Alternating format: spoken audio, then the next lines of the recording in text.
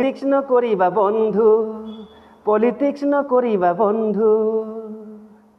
সঁচাকৈ এই গীতটি জুবিন দাই ঠিকেই গাইছিল।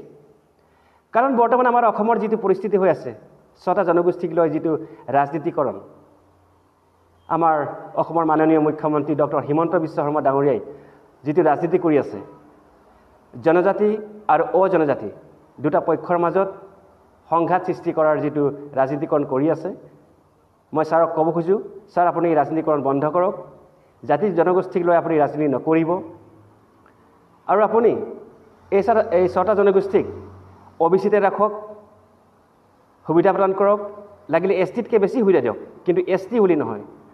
কাৰণ আমি এক্সিষ্টিং ট্ৰাইবেলসকল ইয়াৰ বিৰুদ্ধাচৰণ কৰিছোঁ, বিৰুদ্ধে মাত মাতিছোঁ আৰু মাত মাতি যাম। গতিকে আমি ST কেতিয়াও মাত ল'ব নোৱাৰোঁ।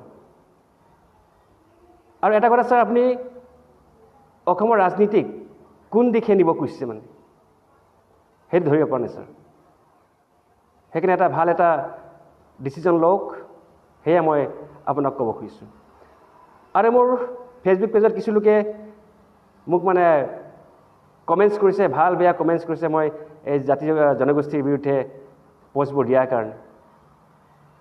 মই বেয়া নাপাওঁ, আপোনালোকে ভাল কমেণ্ট কৰক বা বেয়া কমেণ্ট কৰক, কিন্তু জাতিক ভাল পাওঁ, জাতিৰ হকে মাত মাতিবই লাগিব। আৰু নিজৰ জাতিক ভাল পাওঁ বুলি মই আন জাতিক বেয়া পাওঁ সেইটো হ'ব নোৱাৰে। সকলোৱে নিজৰ জাতিক ভাল পায়।